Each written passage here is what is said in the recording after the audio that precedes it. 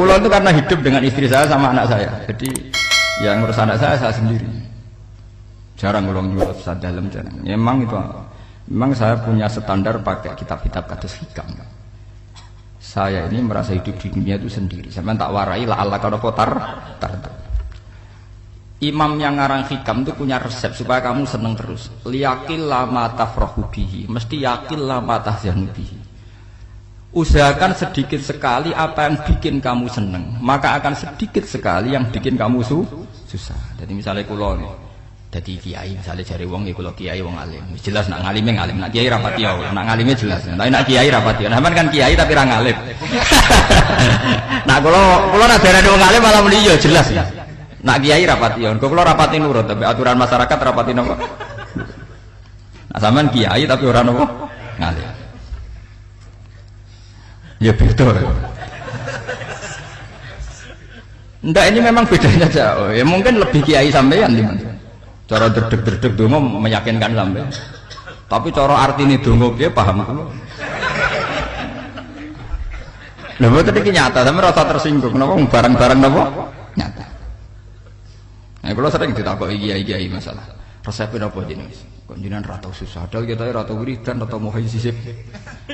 Resepnya ilmu itu gini kata hikam.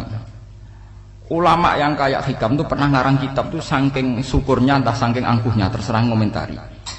Kamu harus yakin bahwa di sisa hidup Anda itu tidak akan maksiat lagi. Sehingga kalau kamu ditakdir maksiat, anggap saja akhiru maksiatin kudirat alika. Anggap itu yang terakhir. Siapa yang menganggap mukhal bahwa dia tidak akan dosa sampai mati, berarti menganggap Tuhan itu lemah.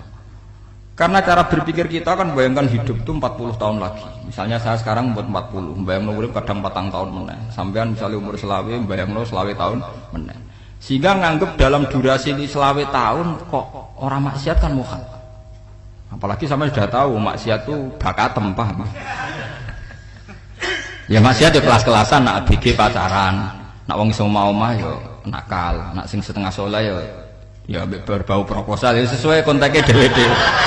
Itu kan urusan masing-masing. ya itu kan urusan masing. Moe wakisabu ala wong ngono ora ana sing roh wakisabu ala. Rombongan wali songo, mbok kangen wali songo, mbok golek selisih wawahu napa alam. Sing roh pangeran piyam. Mbok kangen wali, mbok golek selisih margin. Niku pokoke wawahu napa alam. Ya itu kan urusan jenengan mbek pangeran, mboten urusan kula. Tapi tetap saya sebagai ulama mengingatkan, niat itu ditoto. Begini, ulama dulu tuh ngitung hidup itu hanya 2 menit 2 detik. Sehingga dia ya gampang saja. Kayak imam, kayak kanjeng Nabi itu, ya Rasulullah kenapa tidak menyediakan makan untuk besok? Loh, saya itu tidak yakin kalau hidup saya sampai besok. Ya sudah begitu cara, ya sudah tenang saja. Kalau sampean kan bayangkan hidup 4 tahun lagi, 5 tahun lagi, sehingga arah mangan ya wedi tenan. Padahal bolak-balik zaman cilik arah mangan tetap wedi. Jadi cara berpikir Nabi itu begitu. Begitu juga cara pikir sahabat, cara pikir ulama-ulama yang waras itu begitu. Loh, saya itu pernah melarat di Jogja, zaman pertama merantau. Itu kalau nanti saya bilang, Gus kok tidak punya beras gitu. Tapi apa yakin nak sesuk urip Pak. Kowe butuh mangan sesuk, anak sesuk ijek napa? Cara berpikir ulama itu begitu. Sehingga melihat maksiat juga gitu. Alhamdulillah aku ijek urip 1 detik, 2 detik, 2 menit. Sehingga hidup. Dan itu sudah cukup untuk lafadzkan la ilaha illallah. Makanya kata ngarang hikam, betapa murahnya Allah. Surga itu hanya bisa dibeli dengan 2 menit. Karena surga itu senilai la ilaha illallah. Miftahul jannah la ilaha illallah. Itu cukup 1 menit. Berarti surga itu regane mau 1 menit. Dan karena dia nganggap hidup itu 1 menit ke depan la ilaha illallah, ya sudah. Dia ngitungnya hidup itu per menit. Kalau sampean kan enggak, per 10 tahun, per 20 tahun. Sehingga kriminal betul, cara pandang sampean itu kriminal betul. Sehingga bayang kudu di duwe, kudu di bojo, nak kiai kudu di pengaruh. Lah kalau saya enggak. Saya meskipun enggak sehebat itu, tapi mewarisi keilmuan mereka. Jadi misalnya saya jadi ulama, itu bayang di santri mau sitok. Islam pokoknya ke Ahmadiyah ya gitu saja. Ya pokoknya sudah gitu. Orang bayangno santri sing kelambinan takwa khusuk salam tempel demen gelo. Demen apa? Lo tanyakan santri-santri saya itu mungkin belum pernah nyuri istri saya bikin kopi. Bisa dihitung. Karena saya itu sederhana saja. Misalnya saya pergi dari Jogja ini yang nyata salam. Bayangno bojo gue semaca gawekno kopi, bukakno lawang malah kecewa. Seperti umumnya orang kan gitu. Semerantau ada bang bojoku nyuambut, digawekno kopi, digodhogno banyu hangat teman, bareng teko bojone wangep kukur-kukur. Karena tarifnya dia ideal, maka mudah kecewa kalau itu tidak terjadi. Nak kula mboten, sebayangno kaya Jogja bojoku cek uta Islam. Nak sholat 5 bulan ya sudah gitu. Pakai standar-standar yang minimalis itu. Saya dari rumah bangun sampai ngaji ya, pokoknya ya melek, ya sudah nak sholat demadem nopo, mulanya sudah gitu. Andai kan saya pakai standar maksimal, maka akan mudah kecewa. Rasulullah juga begitu. Rasulullah itu ngadepi Sayyidah Aisyah, itu ya begitu, ngadepi Hasan Husain. Sehingga tidak ada cerita Nabi mudah kecewa, betul. Karena Nabi bayangkan anak istrinya itu ya minimalis sekali, urusan dunia loh maksudnya minimalis sekali. Misalnya Nabi pagi-pagi tanya, ya Aisyah apa ada sarapan? Tidak ya Rasulullah, ya idzan asumu, kalau gitu saya puasa. Kalau sampean usul-usul ora digekno kopi wong wedok apa? Itu kan repot. Muni-muni itibak sunnah Rasul tapi tidak pernah sampean mendekati sunnah napa? Rasul. Sehingga ya tenang saja Nabi. Saya tahu alhamdulillah bisa niru dalam gitu-gitu tuh bisa. Makanya ini kiai muda paling enjoy. Banyak kiai-kiai yang sepuh itu kalau urusan gitu konsultasi Mas. Gus saya apa kain. Ini kula ora karep apa. Juga saya tidak pernah bayangkan apa tanggaku seneng aku atau ora sing ngaji aku kecewa, tidak pernah bayangkan. Sampean itu kan makhluk, tidak penting. Kecewa tidak kecewa itu tidak penting. Saya itu orang alim, ngerti ini warido kamat lubi, ora waridokum. Yang tak goleki ridane pengiran, ridane sing ngaji, ridane konsumen. Itu apa? Makhluk tidak penting. Itu harus dilatih. Harus napa? Sehingga orang itu kalau biasa sholat, maksudnya biasa ta'alluq bi Allah, mesti la'alla katardo, mesti gampang puas. Karena dia iktifak ngalap cukup bi Allah Subhanahu wa ta'ala. Saya sebagai manusia juga sering ditangisi istri, misalnya saya sering ke Jogja sendirian. Nah ninggalan nopo, ninggalan ibu milih pengiran. Misalnya mati ninggalan ya paling aku mau ngapain nih suara, paling uang nangis gue kegiatan, tak kayak gue. Bukan apa, ingin saya bahwa konstitusi ulama itu masih iktimat Allah. Kalau kita kan enggak. Cara berpikir kita ngaji itu ideal sing ono podium, sing ngaji kelambinan takwa kabeh, ketunan kaji kabeh, ndiluk kabeh. Kita kan pakai standar-standar yang dengan asumsi kita. Padahal Nabi dulu zaman sugeng al iman hahuna wa yusiru ila qalbihi sadrihi salah satu iman itu urusan hati. Komitmen sampean be Allah Subhanahu wa taala. Nah ini resepnya. Makanya kata hikam liyaqillah ma tafrahu bihi, mesti yakinlah ma tahzanu bihi. Sedikitlah kamu gembira dengan satu hal, nanti akan sedikit kamu yang kecewa. Artinya misalnya kados kula sebagai ulama seneng kula nu kok ijek iman, ya kayak wong awam. Ya sudah gitu. Jadi misalnya suatu saat kula jatuh, yang ngaji saya gak semeneng dadi kupeding. Wong sing seneng kula bubar kabeh. Kula ora susah, miskola darah bener. Gus saiki jenengan ora sing seneng. Ya tenang saja. Sing ora seneng makhluk-makhluk ora jelas. Dan status mereka tetap layaduru walayam. Ini harus dilatih. Sehingga Nabi itu ya meskipun beliau itu perang, sahabatnya meninggal ya tenang saja. Nabi cara berpikir yang meninggal mereka mati syahid, yang masih hidup dianggap berpotensi melakukan kebaikan. Sama tak warai resep-resep dari Rasulullah SAW. Saya ini sebetulnya memaksa, menjelaskan ini memaksa karena saya inginnya jadi ulama yang kayak umumnya orang. Tidak ideal amat. Tapi kan saya ditegur ilmunya itu ideal. Jadi terpaksa saya jelaskan. Tapi kalau perilaku saya tidak akan ideal. Soalnya ngawur. Saake mari gufuri pengiran nganggur bolak-balik cerita. Ada seorang wali, karena dia wali itu doa di multazam, ya Allah, saya ini minta satu hal. Karena dia wali maka tidak minta uang, tidak minta jabatan, minta engkau takdir saya tidak pernah maksiat. Itu kan bagus sekali. Minta doa ditakdir enggak maksiat kan ada. Dari pengiran malah jawab. Fa'ena adau kufran. Karena tahu maksiat malah sifat ghafurku tak ada kok endi. Gamane pangeran kan sifat ghafurku rak nganggur. Malahnya tidak ada orang selain Nabi kecuali ditakdir tahu maksiat. Dan sifat ghafure pangeran efektif. Paham napa? Lah sampean kan ghafure mbok nggo kabeh. Dadi karek sajidul iqab. Karena maksiate sampean wis sering. Jadi sifat ghafure wis berlaku aktif. Saya karek nunggu sifat sajidul paham ya tadi? Itu beda dengan wali-wali. Sifat sadidul iqab mau aktif, mereka tidak punya dosa. Malah pangeran bingung gak kok sifat ghafure. Apik tak dakoki ghafur atau dosa. Didakoki Sadid dulu kok gak tahu maksiat. Dadi pangeran malah sing bingung. Nak kowe ora tau maksiat ghafur kok tak dakoki. Kok ora tau maksiat wong iku ora tau apa? Didakoki Sadid dulu kok gak mungkin ora tau maksiat. Lah pangeran ape dakok ghafur kan syaratnya dosa sik. Sampeyan kan walian. Ghafure wis dientekno. Keseringan kepake, paham ya? Karek nopo? Karek Sadid dulu. Ya itu memang standar Tuhan.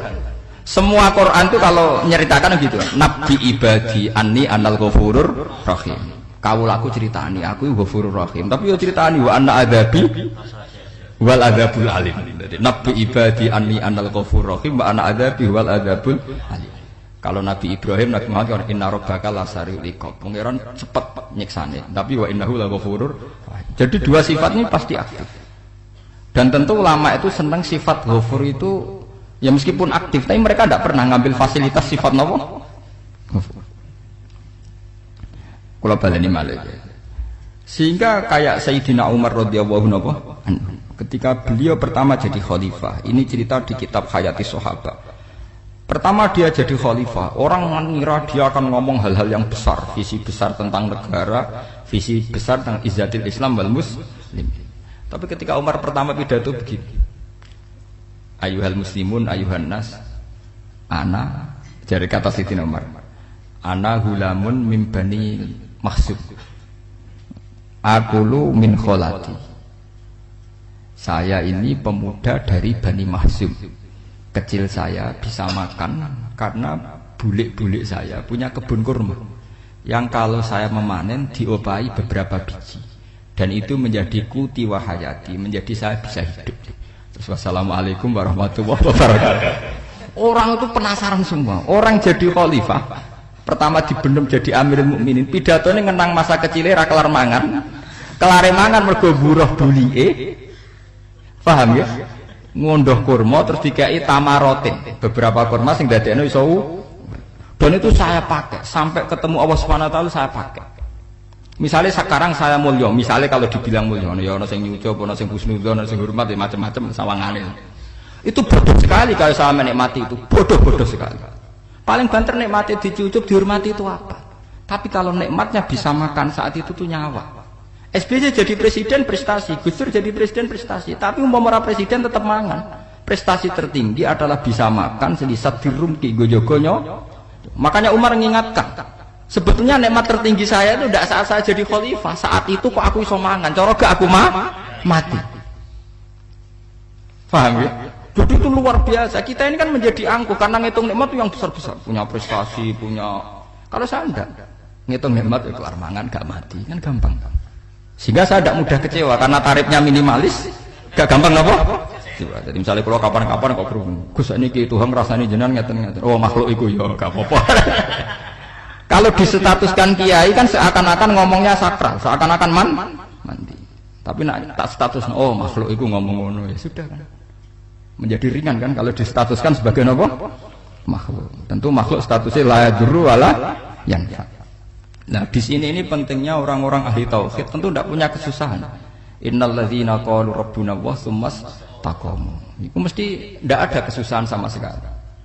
Misalnya ulama-ulama dulu mau mati ya tenang saja. Mati kedua itu mati paling menantang, menyenangkan sekali. Karena mati yang seru itu mati zaman Al-Adam. Misalnya saya kelahiran tahun 70. Tahun 40-50 kan belum ada saya. Itu mati yang sejati karena Al-Adam. Kenapa? Al-Adam tidak ada. Mati yang nanti itu mati yang petualangan karena saya mati setelah menyaksikan kekuasaan Allah, setelah husnudzon sama Allah, sehingga mati yang menuruti kerinduan akan ketemu sang kekasih. Makanya Jalaluddin Ar-Rumi ketika mau meninggal dan orang-orang muridnya nangis, dia marah-marah. Hei murid-muridku, betapa bodohnya engkau. Saat kayak ini yang saya tunggu, saya sudah menyesal berpisah mbak Allah dat cinta. Seneng. Aku kecewa waktu makhluk-makhluk koyo kowe. Saiki wis wae aku goleki kholik zat sing tak senengi malah mbok tangi. Cek bodhone kowe. Saat-saat sing tak enteni malah mbok tangi. Betapa aku lamanya menunggu kematian ini. Mergo hidup itu keterpisahanku mbek Allah, kemen ketemu kowe jare. Mulane Jalaluddin Rumilah yang mengistilahkan mati itu malam pengantin. Makanya fal'an awanul firaq minkum wa awanul wisol bihabibi. Ini saat yang indah karena ketemu dengan berpisah dari makhluk-makhluk yang tidak penting menuju sama habibi kekasihku. Jadi dia mengistilahkan mati itu malam pengantin. Semenjak istilah itu populer sehingga di Jawa ana ngipi dadi nganten takwilane mati. Itu filosofi sufi, ya filosofi napa? Lah niku tenan. Begitu juga sahabat-sahabat dulu. Bilal itu mau meninggal, anaknya do nangis. Bilal lagu ya. Ditanya sama anaknya, "Kenapa anak-anak kamu nangis?" Nah jenengan badhe kapundhut. Aku malah seneng nang mati. Hudan nalqal akhibah Muhammadan wa hisbah. Aku nak urip ketemune mbek kowe terus. Malah nak mati ketemu Nabi Muhammad. Hudan nalqal akhibah Muhammadan wa hisbah. Nah, dengan cara pandang begitu maka hidup itu enjoy saja. Ya, saya sebenarnya keberatan pakai kelas ini, keberatan karena saya harus ngulang sampean-sampean itu. Ya makanya potensi kayak saya tentu mengurangi jadwal ketemu. Makanya saya mohon kalau tidak penting itu jangan sungkan. Anggap saja itu bagian dari hormat saya. Ya minimal sampai misalnya di duit saya ketahui gue jajan pentol anak lah apa mau gue suwan bareng malah repot. Wes ganggu wong anak keleleran pak. Lah misalnya sampean kepen takok hukum, wong nak ra pinter hukume takokane ya ringan, takok kiye tanggam paling iso. Karena pertanyaan yang ringan tentu ya ringan-ringan saja kan. Gak perlu kiai kaliber. Sampeyan ra usah GR. Kula pertanyaannya angel Gus gak ono sing iso jawab. Wong nak ra alim tahqiq iku pertanyaane ya ora pati mutu. Iku wis kangelan ngoten. Ini mboten ngenyek tapi padha enak. Padha napa? Makanya kalau latih. Jadi hikam sendiri itu ada manhaj, ada metode. Kalau orang supaya tardo, liyakil lama tafrahu bi, yakil lama tahzanu. Anak saya itu kalau habis main pulang, itu saya senengnya pol. Istri saya pernah jangan. Gus, anak mulai senengnya dek piro-piro, anakku gelem mulai ning omahku. Misalnya minggat terus piye. Saya itu anakku lo main mulai itu seneng. Piro-piro anakku mulai ning omahku. Dipanggil anak saya bapak itu senengnya sak boleh. Piro-piro ana sing manggil napa? Bapak. Jadi saya pakai standar minimalis sekali. Saya tidak pernah pakai tarif. Dia anak yang ideal dihormati orang. Sampai anakku sujud ning pangeran, ngerti pentingnya maca tasbih. Makanya anak saya tak namakan tasbihah semua. Itu ya sudah selesai. Saya tidak pernah bayangkan anak saya jadi kiai besar dihormati cuma. Mari gampang kecil. Ya sekolah kan Sayyidina Umar. Saya pemuda dari Bani Mahzum. Yang kecilnya bisa makan karena buruh bulikku. Akal tuh tamarot. Wah itu saya baca tuh nangis betul. Betapa hebatnya Sayyidina Umar. Mengingatkan ulang bahwa nikmat tertinggi itu ya makan karena makan kaitannya nyawa. Orang jadi bupati, enggak jadi bupati tetap makan. Jadi kalau ngatain saya tarifnya minimalis sekali. Nah, kalau orang sudah makan gitu, lah Allah katar mudah sekali. Tapi kalau sampai tarifnya ideal harus di mobil, kudu sangune akeh. Masuk gue mobil gak sanggup akeh. Barang gue sanggup akeh kudu gue penderek. Masuk kiri lu wong sugih kok lu tanpa penderek. Barang penderek maju. Masuk ora kena dikeloni ya, jadi malah repot. Akhirnya gue wong ayu, anak selingkuh diujar-ujari sing itu malah perkara meneh. Ngomong ruwet nuruti tahapan-tahapan duniawi makanya resep kalau ingin seneng tuh kon salat. Maksudnya salat tuh dihayati secara tauhid ya, dihayati secara tauhid. Misalnya inna sholati wa nusuki wa mahyaya wa mamati lillahi rabbil alamin. Itu akan pasti Allah katardo, pasti mudah melihat alam ini ridho.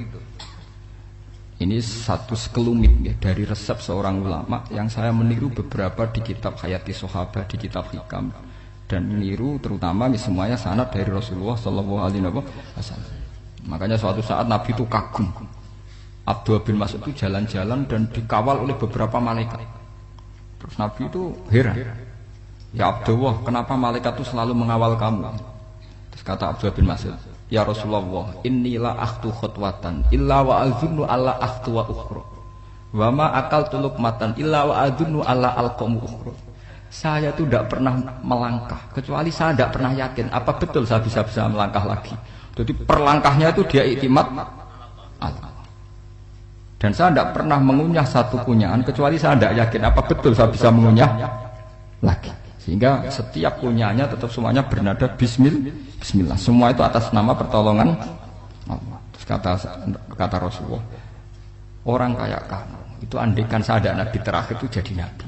Jadi makanya dulu Nabi itu sering ngendikan, adekan orang-orang kayak gitu itu ada nubuah, tentu mereka punya derajat napa? Nubuah. Jadi tidak jadi nabi tapi punya derajat napa? Nubuah.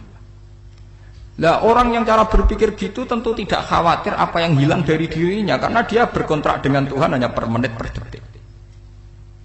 Mulane hikam punya resep al-mu'min yusiru sana Allah min ayyakuna li nafsi dzakiron. Seorang mukmin yang sejati tentu kontraknya dengan Allah Subhanahu wa taala dan dia tidak pernah ingat dirinya sendiri. Kayak sampean pas umat tapiil, Allahu Akbar, Allah Maha Besar, subhanak. Selalu ana wong ngrasani ora lali, termasuk lali utange barang niku. Tapi yang jelas kan menjadi enjoy dengan dirinya sendiri. Paham ya? Menjadi enjoy dengan dirinya karena dia tidak sering punya kontrak dengan makhluk. Nah ini maksudnya Allah kan apa? Janganlah ala katarta kamu pandang, apa nak sholat terus kabul kajati, apa nak sholat terus untuk duit ya nambah bermun. Karena cara berpikir iso aja nak duit ya. Dan ini resep ya, dan resep ini dari ulama-ulama yang istinad ila Rasulullah Shallallahu Alaihi Wasallam. Karena kalau Nabi itu memang cara pandang begitu. Aisyah itu pernah ditanya, ya Aisyah, saya ini ingin makan, apa daging yang dari sahabat ini masih? Wah ya Rasulullah sudah habis karena tak kasihkan tetangga. Itu Nabi tidak marah-marah malah bilang, kamu benar Aisyah, kamu keliru, yang kamu kasihkan tuh yang masih. Karena daging dipangan dewe kadang nuruti nafsu, nak dikekno wong sedekah nuruti perintah pengen. Jadi Kanjeng Nabi, beneran Aisyah, dagingnya ijek. Mongko ana tiyang kok malah ijek, sing mbok sedekah malah sing ijek. Cara berpikir Nabi itu begitu. Tapi tahu-tahu disederhanakan sunnah Nabi serbanan. Lah itu kan ya memang itu bagian dari sunnah Nabi, tapi sunnah seharga 10.000. Paham ya? Ini monggo mawon nak sampean sunnah Nabi serbanan gitu, tapi itu sunnah yang bisa dibeli dengan murah. Hakikatnya sunnah Nabi itu rata-rata bentuknya perilaku. Napa? Sampean delok dawuh Aisyah tengene tiba berjanji. Kana khuluquhul Qur'an wa shimatuhul ghufran yansahu lil insan wa yafsahu fil ihsan. Wa ya'fu 'anil dzambi idza kana fi haqqihi wa sababi. Kana khuluquhul Qur'an, nabi ku akhlak dasare wis kaya Quran plek. Urusane akhlak. Wa shimatuhul ghufran, ciri utama sifatnya nabi gampang nyepuro. Yansahu lil insan. Dan nabi punya niat baik pada seluruh manusia. Wa yafsahu fil ihsan, sering melakukan ihsan. Lah nek sunah nabi ngoten kan luwih sering kula Quran ya wis apal mulang. Wasimatu ghufran kula gampang nyepuro, sampean ngaji angop ya ora tau tak amuk. Yang sahulil insan kula bedina nasihati tiyang wong mulang. Wayah sahufil ihsan tak gawe gampang. Kula mulang ya ora tau gawe tarik. Itu sakmene kudu podium, kudu wong dilo ya ora. Pokoke anggere ke Ahmadiyah ya salat madhep ngulon ya sudah. Lho itu kan dawuh Aisyah ketika ditanya kaifa kana khuluqu Rasulillah. Dan itu semua dijawab oleh ahwal, oleh sebuah perilaku. Tidak ada Aisyah jawab nganggo atribut. Oh Nabi itu jubahan, serbanan, tidak ada itu.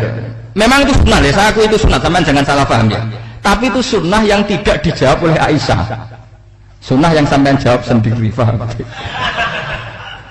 Aisyah yang istrinya Rasulullah ketika ditanya kaifa kana khuluqu Rasulillah, beliau jawab kana khuluquhul Qur'an wa simatuhul ghufran yansahu lil insan wa yafsahu fil ihsan.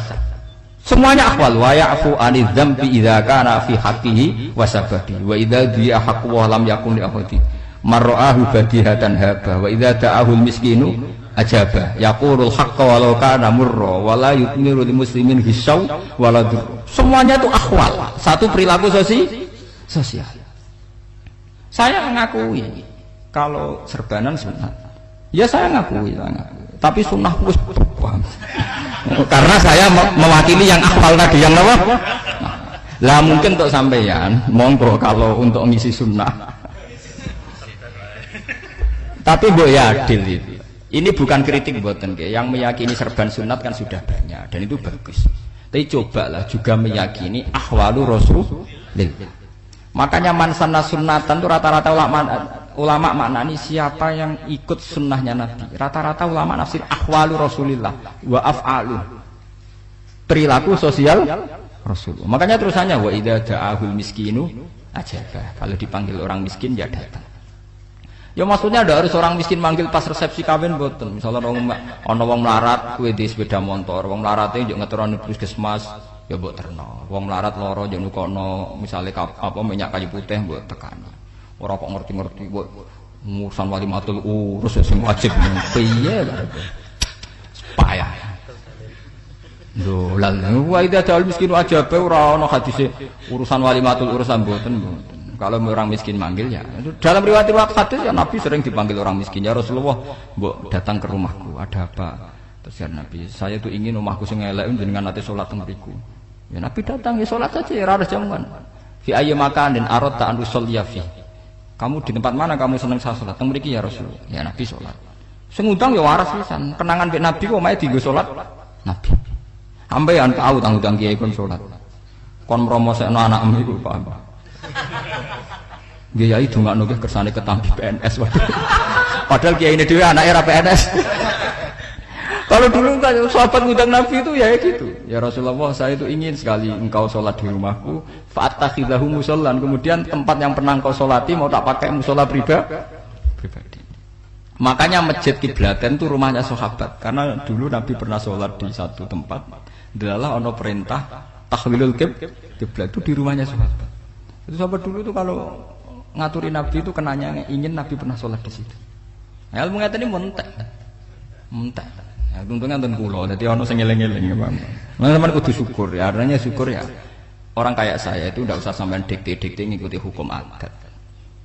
Kalau ngoten sampean gelo mergo kula ora iso teko, kula ya gelo perkarane ulama kok mbok atur. Makanya saya sering guyon cerita saya itu kalau di pasar Pandangan dulu tuh anyaran boyong sering di pasar ditanya sama Gus wong alim kok ning pasar. Piye? Aneh to. Ya aneh kuwi. Aneh piye? Bodohnya al wong alim. Kadang masyarakat itu tidak sadar keanehan dirinya sendiri. Mereka enak saja merasa kalau orang alim ke pasar itu aneh. Mereka tidak sadar orang bodohnya al wong alim ya aneh. Enak saja mereka mikir sepi. Paham ini supaya sampean la Allah kan apa tar. Makanya untuk Rasulullah, Nabi itu sering ngendikan ana tamu hormati. Tapi etika mertamu di Rasulullah itu walakin idza du'aitum. Mertamu Nabi itu nunggu ditimbali. Walakin idza du'itum du'iya mabni majhul. Ketika kamu ditimbali fadkhulu.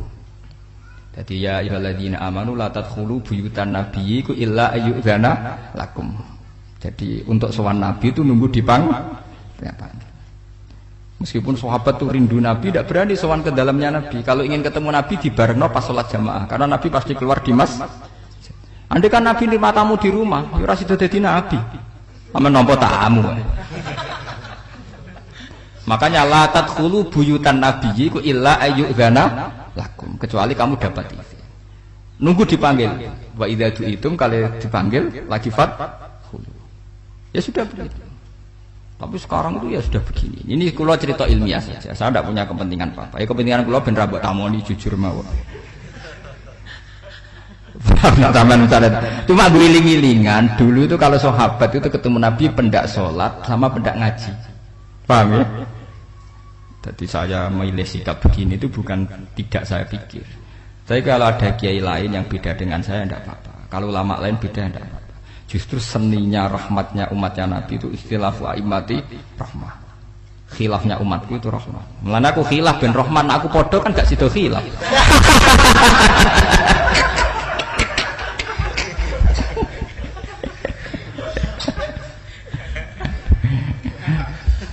Dasar debat khilaf. Jadi sebetulnya jelas ya ayyuhalladzina amanu la tadkhulu buyutan nabi la yudzana lakum la ta'amin ghairu nazirina inna walakin idza du'itum. Kalau kamu ditim. Nah, padahal setelah tidak ada nabi tentu yang mewarisi nabi adalah ulama. Ya minimal itu ya ulama itu pokoknya kula kenangan benjenengan yang ngaji misalnya. Kenal Gus Ba ya kenal nabi pas ngaji ya sudah gitu. Sahabat kenangannya sama nabi ya gitu. Nabi roh jeneng ora cuma aku betina jamaah mbek Nabi. Ya sudah gitu kenangannya. Yang kenal Nabi ya sahabat papan-papan atas ya. Makanya sahabat itu ribuan tapi pancet sing muncul ning hadis Abu Bakar, Umar, Utsman, Ali. Karena yang lain memang enggak kenal, hanya ikut sholat, ikut Ngaji. Jadi ya ndak ada mah enggak tahu muncul ning apa? Hadis. Muncul jam'un minas sahabah. Munculnya rombongan. Ya karena mereka kenalnya Nabi ya benda sholat, benda apa? Ngaji. Paham gitu. Terus niki kula sukani resep liyaqilla ma tafrahu bihi, mesti yaqilla ma tahzanu bihi. Supaya sedikit sekali yang bikin kamu senang, maka akan sedikit sekali yang bikin kamu Jadi misalnya kita bayangno bojo ngoten. Bojoku alhamdulillah aja Islam nak salat madhepmu. Jadi misalnya roh cerewete, roh judese, roh kukur-kukure mbek angop tenang.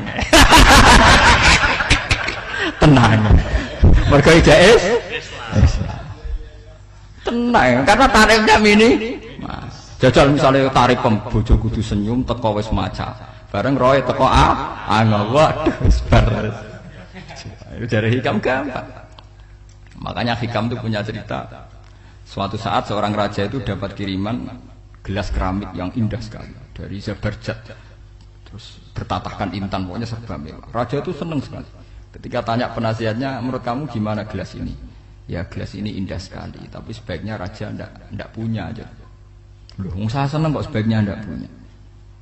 Saking senangnya raja itu tiap minum pakai gelas itu. Kalau ndak ada nggak mau minum. Suatu saat gelas itu pecah, susah sekali raja. Memanggil penasihat. Iya bener kamu. Kalau saya dulu tidak punya malah tahu pecah. Jadi dulu raja itu yang gelas atom gelem, gelas biasa gelem kan menjadi bunga yang gampang kan ringan. Tapi sekarang bunganya bersyarat kan menjadi tambah repot. Sama aku di sini untuk bojo aku asal wedok sampai sholat madem mulat wis seneng. Tapi setelah kamu pakai tarif yang macam-macam kan tambah senengnya ngenteni macak, ngenteni ramah, ngenteni servis kan repot. Ya kula bojo kula sering janggal. Kepengen kula niku ngamuk, iki kula bilang ngamuk apa kowe Islam. Kowe ya rohku ya Islam ya salat, ketoke madhep wulan nang ngamuk urusan apa. Ya aneh memang cara berkeluarga saya aneh, tapi aneh yang waras. Timbang sampean umumnya orang umum tapi tidak bener. Karena tarifnya kebanyakan. Iku jenenge apa? Liyaqil la ma tafrahu bihi mesti yaqil la ma tahzanu bihi. Al-Fatihah.